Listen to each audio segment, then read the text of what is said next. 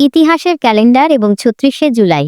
সাধারণ ক্যালেন্ডারের পাতায় জুলাই মাস ৩১ দিনে শেষ হয়, কিন্তু ২০২৪ সালে বাংলাদেশের মানুষের কাছে জুলাই মাসটি ছিল ৩৬ দিনের। ৫ই আগস্ট যখন এক ঐতিহাসিক গণ অভ্যুত্থানের মাধ্যমে একটি শাসন ব্যবস্থার অবসান ঘটে, তখন সেই দিনটিকে বিশ্ব চিনেছে ৩৬শে জুলাই হিসেবে। কেন একটি জাতি ক্যালেন্ডারের হিসাব বদলে দিল? কেন ৫ই আগস্টকে তারা জুলাইয়েরই অংশ হিসেবে গণ্য করল? আজ আমরা জানব সেই রক্তভেজা ৩৬ দিনের মহাকাব্যিক লড়াইয়ের ইতিহাস। ঘটনা শুরু হয়েছিল জুলাইয়ের একদম প্রথম দিকে। সাধারণ শিক্ষার্থীদের কোটা সংস্কারের আন্দোলন ছিল শান্তিপূর্ণ এবং সুশৃঙ্খল, কিন্তু সেই যৌক্তিক দাবি দমনে যখন নির্বিচারে শক্তি প্রয়োগ করা হলো, তখন রাজপথ রঞ্জিত হল আবু সাঈদ এবং মুগ্ধর মতো শত শত বীরের রক্তে। মানুষের মনে ক্ষোভের আগুন দাউ দাউ করে জ্বলতে শুরু করল। ক্যালেন্ডারের তারিখগুলো এগোচ্ছিল ঠিকই, কিন্তু সাধারণ মানুষের মন থমকে ছিল সেই জুলাইয়ের বিষাদ আর রক্তক্ষয়ী সংগ্রামের ওপর। প্রতিটি দিন ছিল নতুন কোনো শোকের সংবাদ, প্রতিটি রাত ছিল আতঙ্কের।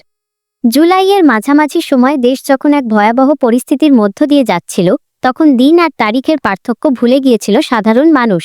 ঘরে ঘরে কান্নার রোল, কারফিউ আর ইন্টারনেটের অন্ধকারের মধ্যে বিচ্ছিন্ন হয়ে পড়া জনপদ, সব মিলিয়ে জুলাই মাসটি হয়ে উঠেছিল এক অন্তহীন ট্র্যাজেডি। আন্দোলনের তীব্রতা এতটাই বেড়ে গিয়েছিল যে আগস্টের ১ তারিখ যখন ক্যালেন্ডারের পাতায় উঁকি দিচ্ছিল, তখন আন্দোলনকারীদের মনে হচ্ছিল লড়াই তো এখনো শেষ হয়নি। যে জুলাই মাসে রক্ত ঝরা শুরু হয়েছে, সেই রক্ত তো এখনো শুকানি।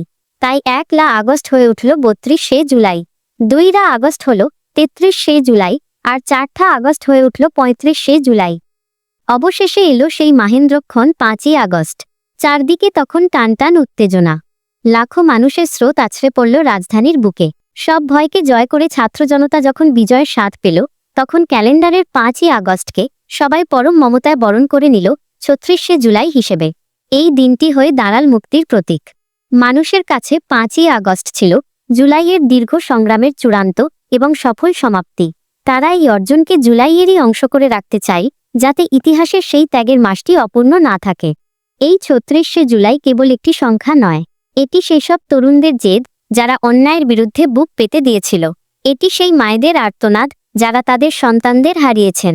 ক্যালেন্ডারকে পেছনে ফেলে সময়কে থমকে দেওয়ার এই প্রচেষ্টা মূলত বিশ্বকে এটা জানানো যে যতক্ষণ পর্যন্ত লক্ষ্য অর্জিত না হয়, ততক্ষণ সংগ্রাম শেষ হয় না। এটি আমাদের মনে করিয়ে দেয় আত্মত্যাগের কথা। এটি আমাদের মনে করিয়ে দেয় সেসব ভাইদের কথা যারা একটি সুন্দর ভোরের আশায় নিজের প্রাণ বিলিয়ে দিয়েছে। আজকের বাংলাদেশে জুলাই ৩৬ মানেই হলো ঐক্য। এটি আমাদের শেখায়, যখন একটি দেশের ছাত্র জনতা এক কাতারে দাঁড়ায়, তখন পৃথিবীর কোনো শক্তিই তাদের দমাতে পারে না। জুলাই ৩৬ আমাদের ইতিহাসের এমন এক অধ্যায় যা প্রজন্ম থেকে প্রজন্মান্তরে সাহস যোগাবে। এটি আমাদের মনে করিয়ে দেবে স্বাধীনতা অর্জনের চেয়ে স্বাধীনতা রক্ষা করা কঠিন, আর সেই রক্ষার অনুপ্রেরণা আসবে এই রক্তঝরা ৩৬ দিন থেকেই। জুলাই ৩৬ কোনো সাধারণ তারিখ নয়, এটি একটি অবিনশ্বর চেতনা। এটি একটি স্বাধীন মানচিত্রে নতুন করে জেগে ওঠার গল্প। ক্যালেন্ডার হয়তো প্রতি বছর বদলে যাবে, কিন্তু বাঙালির হৃদয়ে জুলাই মাসটি চিরকাল ৩৬ দিনেই অমর হয়ে থাকবে।